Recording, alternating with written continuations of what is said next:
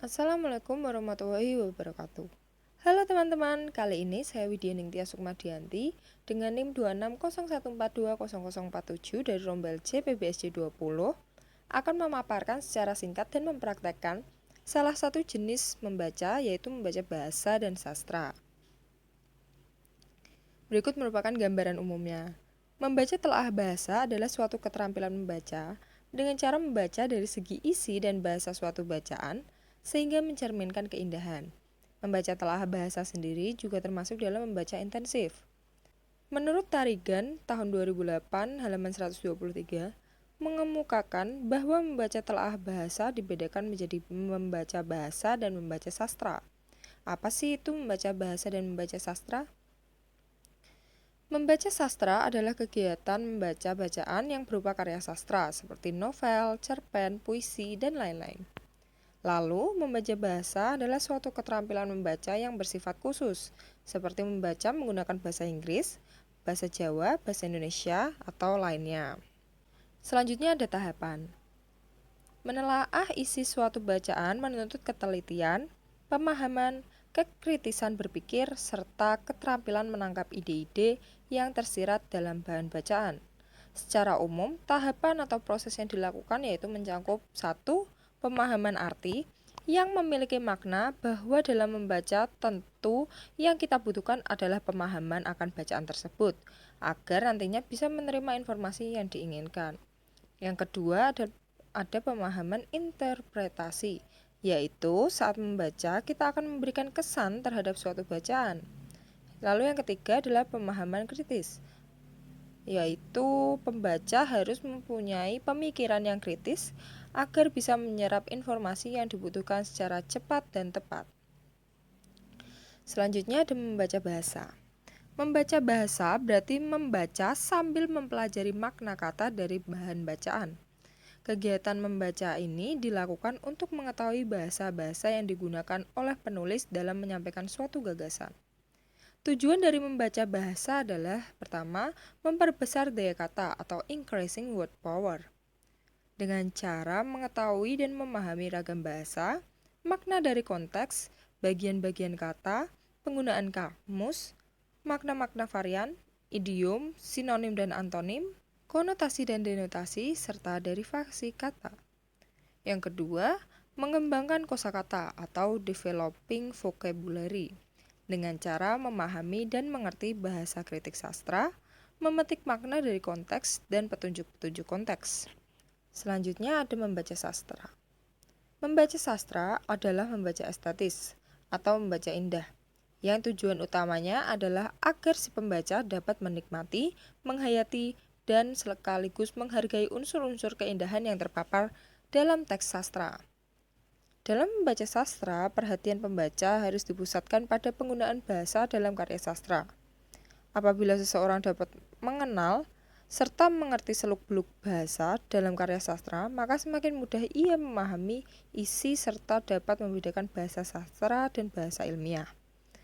Dalam membaca sastra, pembaca dituntut untuk mengaktifkan daya imajinasinya dan kreativitasnya agar dapat memahami dan menghayati bacaan. Setelah membaca sebuah karya sastra, pembaca akan memperoleh pengetahuan dan pengalaman melalui karya sastra yang dibacanya.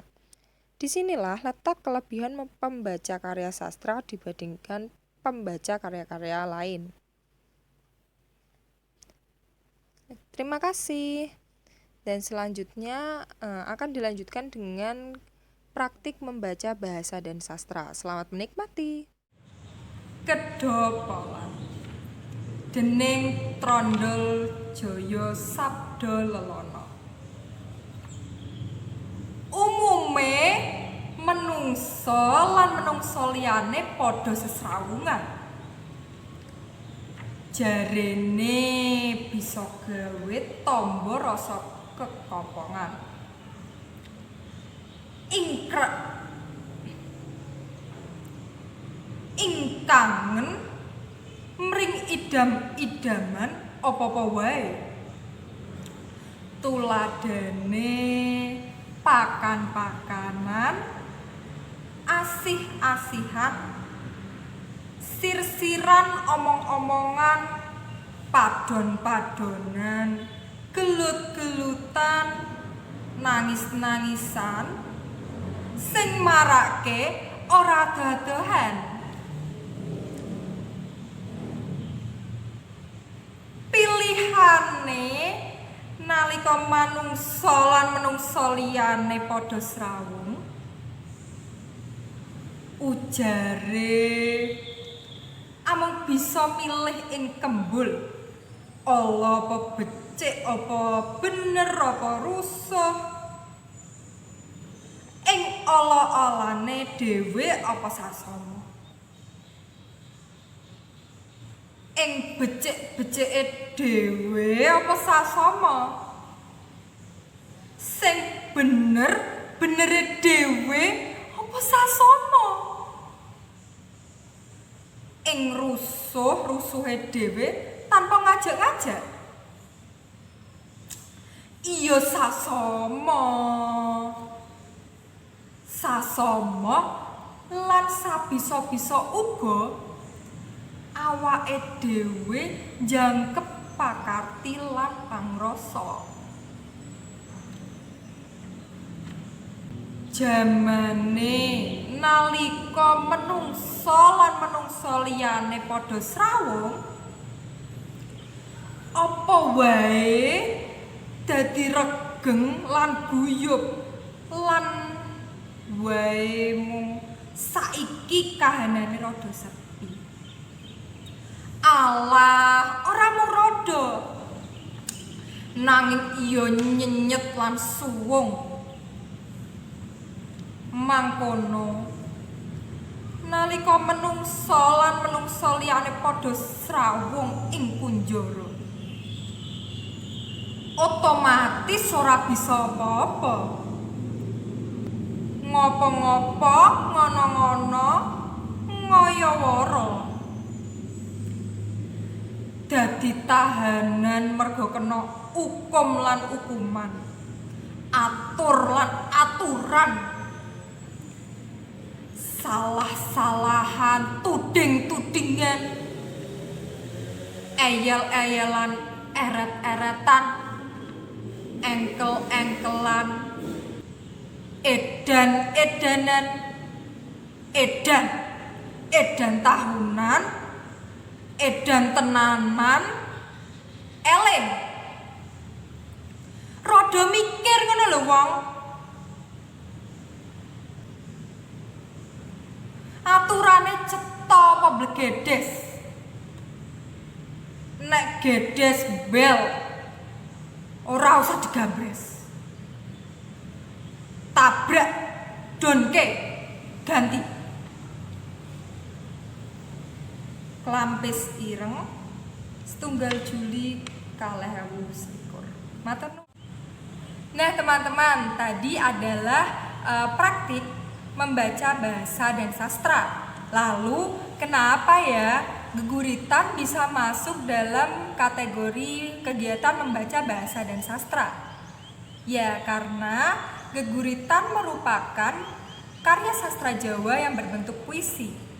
Jadi kita membaca karya sastra berupa puisi dengan menggunakan bahasa Jawa. Itu sudah mencangkup kegiatan membaca bahasa dan sastra. Lalu untuk menambah pemahaman kita, apa sih yang ditelaah dalam geguritan? Ya seperti menelaah puisi pada umumnya, kita harus memahami unsur intrinsik dan ekstrinsik. Apa saja ya unsur ekstrinsik dan intrinsik puisi? Unsur intrinsik puisi dibagi menjadi dua, yaitu unsur fisik dan unsur batin. Unsur fisik mencangkup diksi, imaji, kata konkret, gaya bahasa, ritme, dan tipografi. Lalu unsur batin ada tema, rasa, nada, dan amanat.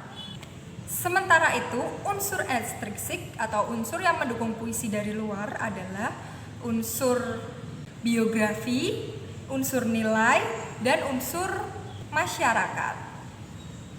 Oke, baiklah teman-teman, tadi merupakan pemaparan singkat saya serta praktek tentang jenis membaca, yaitu membaca bahasa dan sastra. Sekian dari saya. Apabila ada kesalahan dalam pengucapan atau kurangnya materi, saya mohon maaf. Semoga pemaparan ini bisa menambah pengetahuan dan bermanfaat bagi saya dan kalian.